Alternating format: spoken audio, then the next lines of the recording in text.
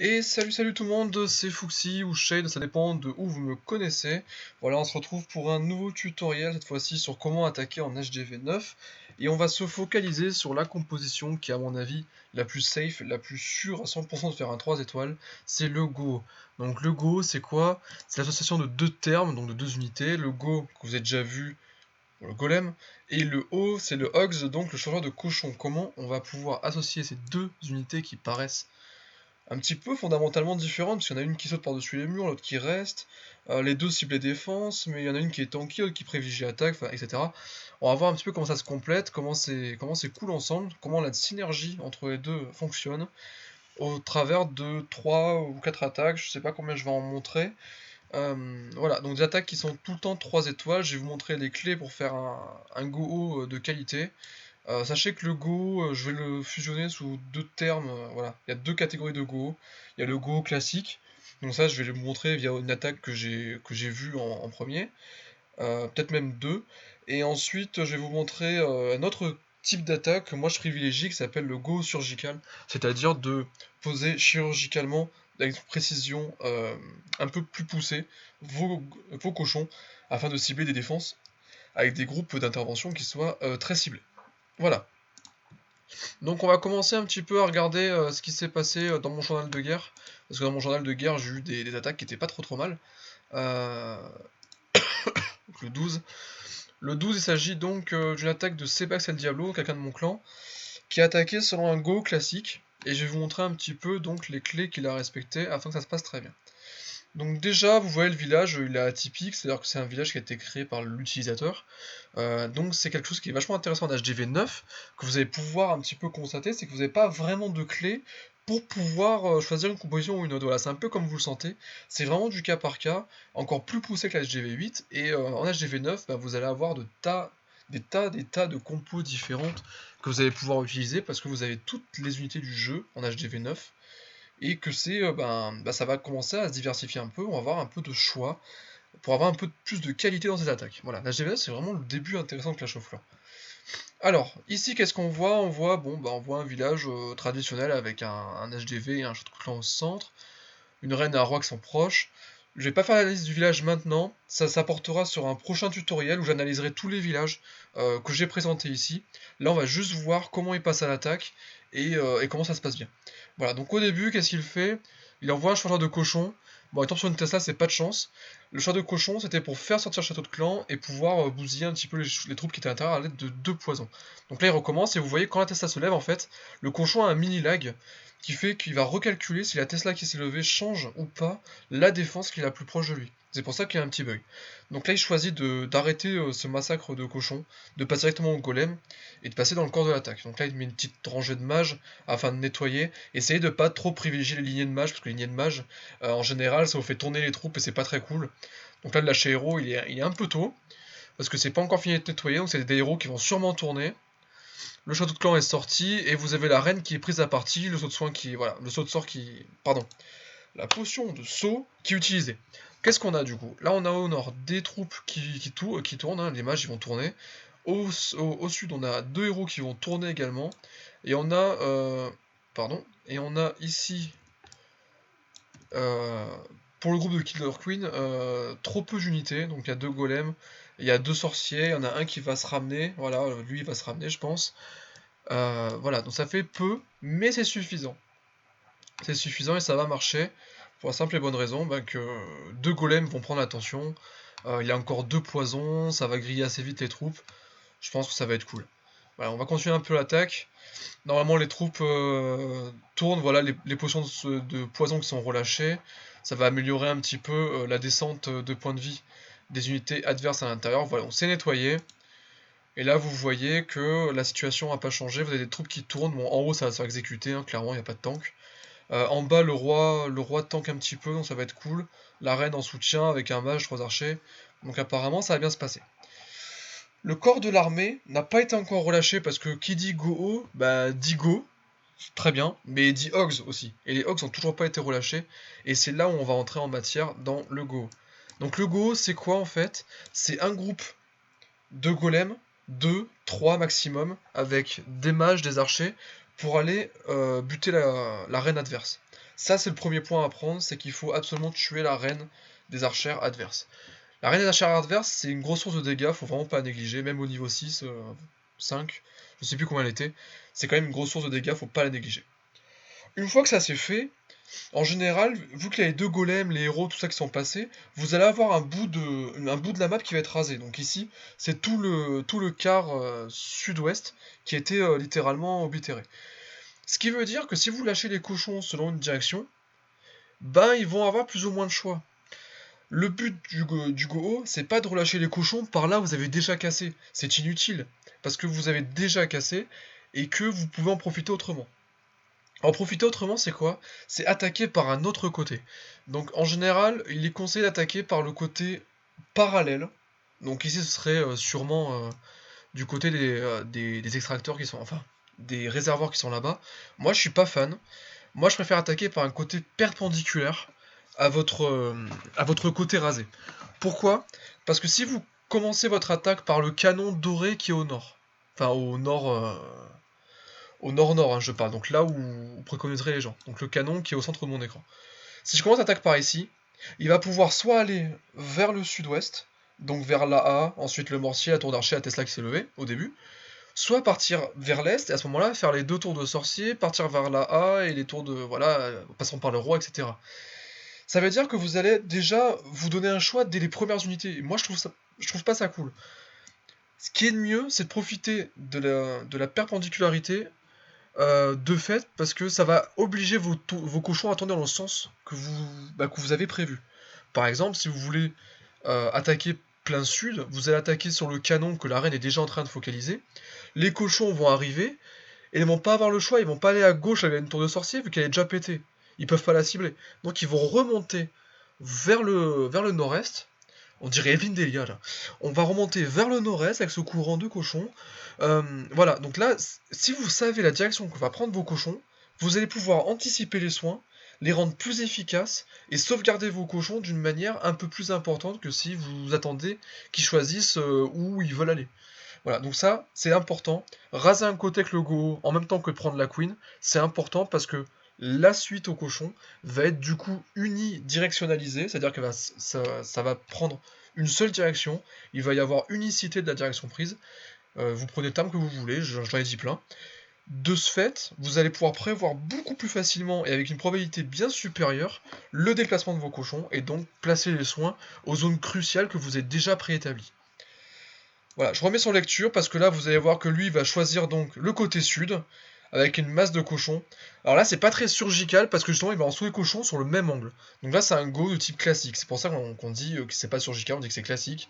Tous les cochons sont balancés en tas, voilà, je peux pas dire autrement, en tas ou en ligne comme vous voulez, selon le même côté. Donc là vous voyez qu'ils sont tous remontés vers le nord-est, sauf deux dissidents qui ont décidé de faire les chieurs. Mais sinon, voilà. Ils ont tous vers le nord en passant par l'est, et donc les soins sont mis de la façon la plus efficace possible. Là, il va encore balancer un soin, je pense. Il y a les cochons qui commencent à faiblir, voilà. Vous voyez que tous les cochons sont quasiment sauvegardés, et c'est ça qui rend la puissance de cette attaque, de cette composition, c'est le fait de pouvoir raser un côté au golem, avec le groupe de Killer Queen, pour ensuite libérer les cochons d'un choix de direction initiale. C'est-à-dire qu'ils vont prendre une direction, ils vont s'y cantonner, et à ce moment-là, on peut soigner de façon beaucoup plus efficace. Voilà, donc là, ça va se nettoyer, c'est cool, et on va peut-être accélérer, parce que c'est pas très intéressant de voir ça. Je pense que, voilà. De toute façon, vu le temps qu'il nous a accordé maintenant depuis la mise à jour, vous savez que depuis la mise à jour, on a 30 secondes supplémentaires, vous avez le temps, au cochon, de faire ce que vous voulez, c'est vachement cool. Bref, tout va bien. Alors j'ai présenté notre attaque. Tiens, on se fait attaquer? Non, on attaque, d'accord. C'est All62 qui attaque. On espère que ça va réussir. Je vais prendre l'attaque d'un autre ami maintenant qui s'appelle César. Donc César qui a eu un village qui était assez atypique également. On va dézoomer un peu. Donc vous voyez qu'il y a beaucoup de défense à l'extérieur et vous avez un cœur qui est assez morcelé.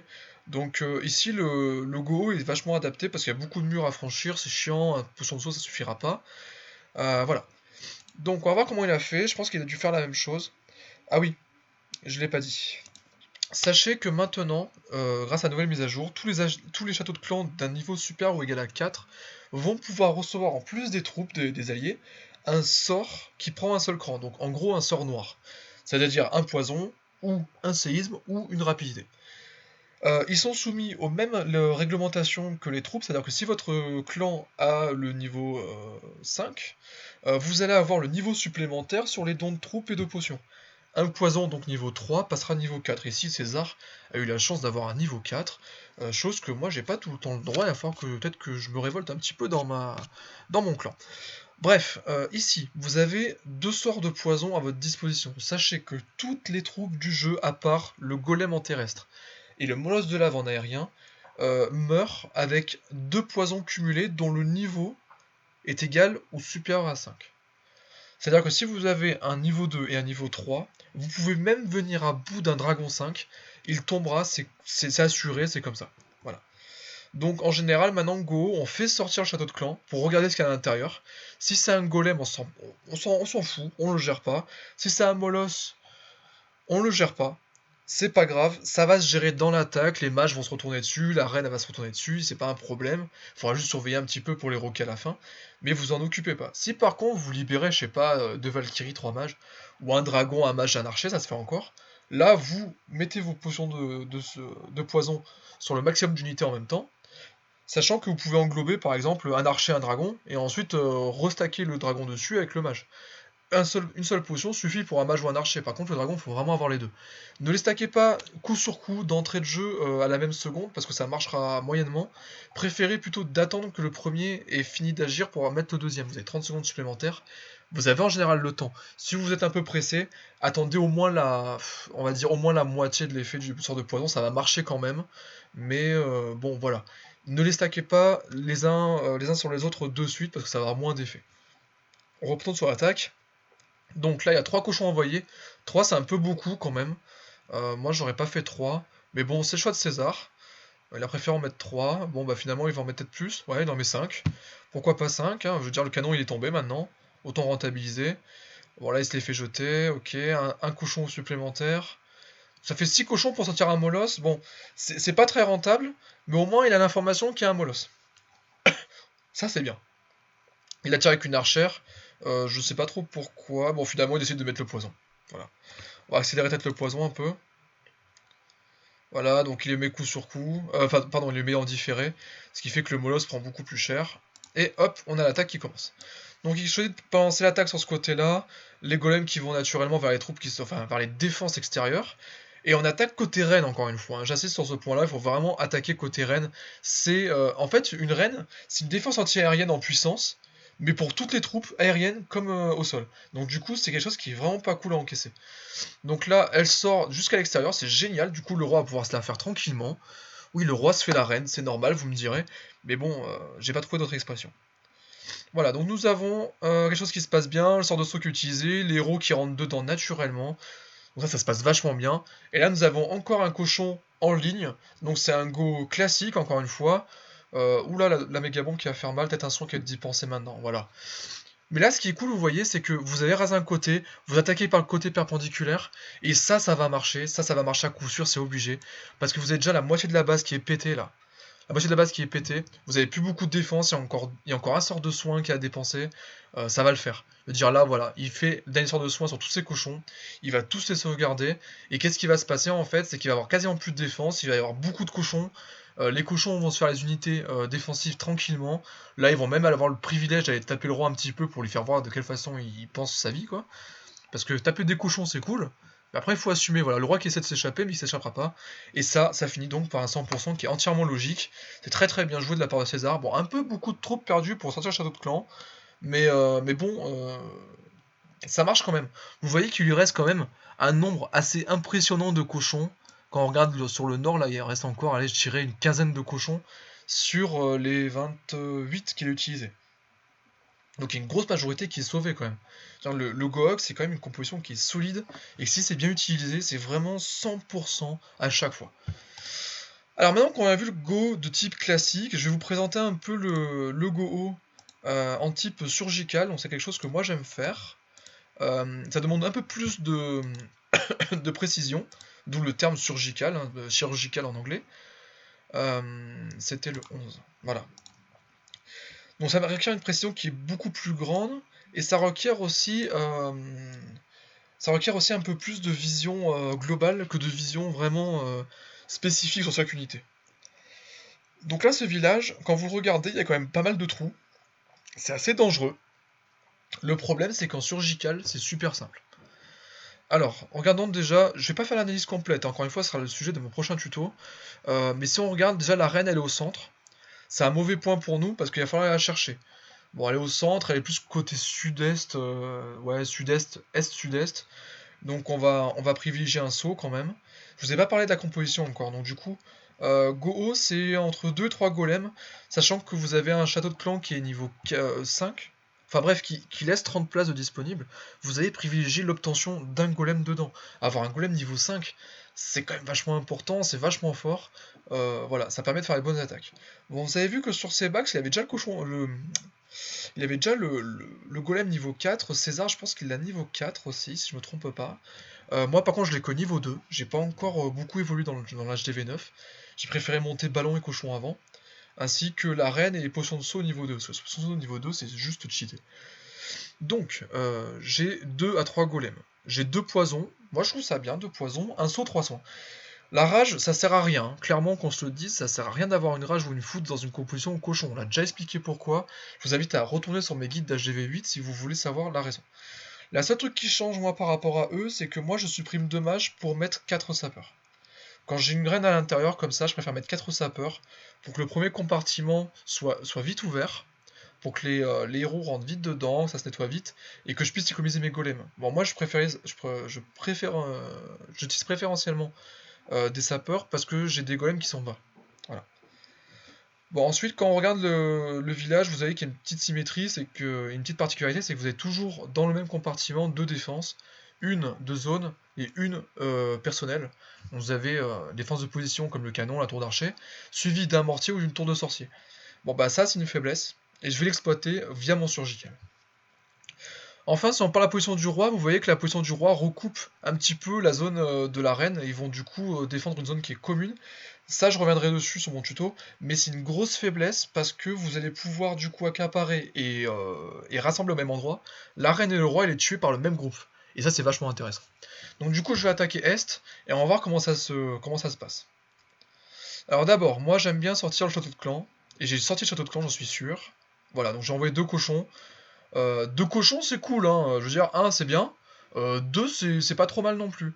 Voilà, vous pouvez. Du coup, j'ai arraché la moitié d'une défense déjà. Donc là, potion de poison. Vous voyez que mon mage et mon archère pardon, vont tomber rapidement via ma première potion. Le dragon est niveau 5, et je vais vous prouver que du coup, en stackant la deuxième potion, dont la somme des deux fait 5 au moins, ça va tuer un dragon 5 facilement. Donc là, vous voyez déjà à mi-vie. Je vais un petit peu zoomer pour aller chercher l'information importante. Dès qu'il va tomber, normalement mes golems partent. Voilà, mes golems partent. Un sur chaque compartiment. Ça c'est cool. Je mets mes mages en bout de ligne pour pouvoir nettoyer en allant vers l'intérieur. Mes sapeurs qui sont déjà partis parce que le nettoyage est quasiment fini. On ouvre les compartiments, les golems rentrent. Les ronds vont rentrer aussi. C'est génial. Donc là, jusque là, tout se passe bien. Donc là, j'ai mon roi qui est ressorti. Ah, le chacal, il est ressorti. C'est bien, voilà. Bah, comme vous nettoyez, bah, vous voyez, c'est pas forcément dit, donc appliquez-vous son nettoyage afin que ça rentre le mieux possible. Voilà, donc qu'est-ce qui se passe pour l'instant? J'ai des mages qui sont rentrés, j'ai beaucoup de mages qui sont rentrés, ça c'est bien. J'ai gardé 3 mages en réserve pour l'instant. J'ai mon roi qui est en train de nettoyer, mais bon, sans spoiler, mon roi va remonter sur l'arène à un moment. Donc c'est cool, il va rentrer aussi. Là, j'ai déjà tué le roi. La reine va pas tarder à tomber. J'ai un coin du village qui est déjà tombé en niveau défense. Donc je vais pouvoir commencer à penser à la suite, c'est-à-dire au corps de mon attaque qui se situe dans l'unité chercheur de cochon. J'en ai 26 à balancer. Et ce qu'il y a de bien, c'est que vous avez des zones, en fait, où vous pouvez dispatcher les cochons par petits groupes d'intervention pour aller chercher la défense de position. Donc moi je vais préférencer une attaque cette fois-ci qui est en parallèle, et non pas perpendiculaire, mais en parallèle de mon groupe d'intervention pour la queen. Euh, et ces petits groupes de cochons vont cibler du coup chaque défense personnelle, donc en la personne des 3 tours d'archer nord et du canon qui est à l'est. Donc c'est 4 défenses personnelles dans les compartiments à 2 défenses. et ils vont ensuite se rabattre naturellement vers le centre, vers les tours de sorciers ou vers les mortiers. Ce qui fait qu'en fin de compte, les cochons vont tous se rejoindre un peu au milieu, et mes soins vont être favorisés, parce que je vais pouvoir mettre un soin par rassemblement de 2 groupes de surgicalogues. Je sais pas si vous voyez ce que je veux dire, mais en fait, chaque compartiment, vous voyez qu'ils ont un point commun. Par exemple, si je prends les 2 compartiments à 2 défenses nord, là, les 2 tours d'archer suivis d'un mortier et d'une tour de sorcier, en fait, les tours de sorcier, la tour de sorcier et le mortier sont juxtaposés. Du coup, mes 2 groupes vont se retrouver et vont évoluer ensemble après. Et c'est pareil pour en bas, le canon, une fois qu'il est tombé, je vais aller sur le mortier. Une fois que la tour d'archer est est tombée, je vais aller sur la tour de sorcier. Du coup, vu qu'ils sont à côté, encore une fois, mes cochons vont se rassembler. Et c'est là où je vais soigner. C'est parce que je vais soigner avec un soin 2 groupes d'intervention différents. Donc je vais augmenter l'efficacité en fait de ma potion. Pardon. Donc on va se focaliser un petit peu sur la reine qui va tomber. Je vais vous demander par contre de regarder vers le nord un petit peu comment ça marche. C'est-à-dire que je vais déposer un groupe de 5 cochons, ou 6, voilà, pas plus, sur chaque groupe. Et vous voyez qu'en fait, je ne vais pas faire une ligne ou un paquet, je vais faire vraiment des petites zones où j'ai des cochons ponctuellement qui viennent casser les défenses. Donc vous voyez que par exemple au nord, mes 2 tours d'archer sont tombées assez rapidement, j'ai un seul cochon dans le rouge, c'est-à-dire que ma tour de sorcier, en fait, elle va rien faire sur ces cochons-là. Voilà, ça c'est la force du surgical, c'est qu'en fait vous allez augmenter le nombre de défenses prises à partie. Au lieu de tomber une défense avec 30 cochons en quasiment un seul coup, parce que un seul coup fois 30 cochons, bah ça annule une défense, bah vous allez en fait diviser vos dégâts pour une durée, si vous voulez, où la défense n'aura pas le temps. Si vous voulez comprendre vraiment et vous voulez pousser un petit peu les mathématiques, en fait, une tour d'archer ou un canon va faire des dégâts par tir. Bon, ça, c'est pas sorcier, hein. Quand vous prenez une flèche, vous avez mal, et pendant le temps où vous prenez pas une seconde, bah vous avez pas plus mal. Ça, jusque-là, je vous apprends rien, c'est assez logique. Le truc, c'est qu'on vous parle dans Supercell, dans Clash of Clans, on vous parle de dégâts par seconde, parce qu'ils sont moyennés sur le temps. Or, dans une attaque, c'est pas des dégâts continus qu'on subit, c'est des dégâts par à coup.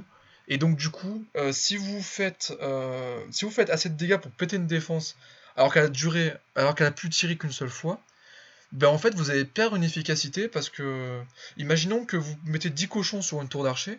Si la tour d'archer a tiré une fois, vous avez un cochon blessé, et ensuite la tour d'archer est annihilée. Mais si vous pouvez casser la tour d'archer juste avant que la flèche elle parte, avec 6 ou 7 cochons, et ben les 3 ou 4 cochons que vous avez libérés peuvent aller faire une autre défense. Et donc pendant le même laps de temps, vous avez tué 2 défenses, alors que vous avez pris la même somme de dégâts. Voilà là où est l'intérêt du Surgical Ox en fait. Donc dans ce surgical, j'ai pété donc mes 2 tours d'archer au nord, les troupes commencent à s'amasser autour de la tour d'archer du mortier, et vous voyez que là, elles sont assujetties à subir, enfin à bénéficier plutôt du même sort de soin. Et en bas c'est pareil, vous avez le canon qui est en train de tomber, la tour d'archer est déjà tombée, ils vont être sur la tour de sorcier, ils vont monter vers le mortier, ils vont se rassembler, et là je vais pouvoir balancer encore une potion de soin. Enfin pour le groupe de Killer Queen, bon bah là ils ont vidé, ils commencent à vider, ça se passe bien. Eux, ils ont leur petite vie qui se fait. Voilà, donc là, je vais commencer à soigner normalement. J'ai été un petit peu tard au nord, du coup, je vais perdre mes cochons, ça c'est une erreur de ma part. J'aurais dû soigner d'abord au nord, puis au sud, dans l'ordre que vous avez invoqué vos cochons en fait, hein. Voilà, donc sinon ça va quand même marcher parce qu'il me reste quand même un petit nombre de cochons qui est assez sympathique. Il me reste encore un sort de soin, il n'y a plus beaucoup de défense, vous voyez qu'il me reste 4 défenses au sud après l'Arkix. Là, ma potion de soin elle était un petit peu mal placée, j'aurais pu la placer plus au sud afin que les cochons en bénéficient plus longtemps, mais c'est pas grave parce que vous allez voir en fait que ça va tomber assez vite, que la reine la reine des archers, pardon, elle était encore en soutien. Bon, au sud, ça, vous voyez que c'est un petit peu limite, mais bon, j'ai quand même 2 cochons pour une tour d'archer, qui était déjà commencée en plus. Donc ça va, ça se passe bien. Et là, maintenant, on peut accélérer parce que plus rien ne peut arrêter le 3 étoiles à part le timer. Mais il me restait bien 1 minute de latence encore entre le temps où je devais finir et le temps où ça finissait. Voilà. Donc le Surgical Hogs, c'est vraiment beaucoup plus précis, beaucoup plus dispatché, et ça peut être vachement puissant. Donc là, c'était mon premier véritable Surgical Hogs que je faisais à 100% vraiment maîtrisé, et encore qu'il est un petit peu dégueu, hein, on se l'avouera.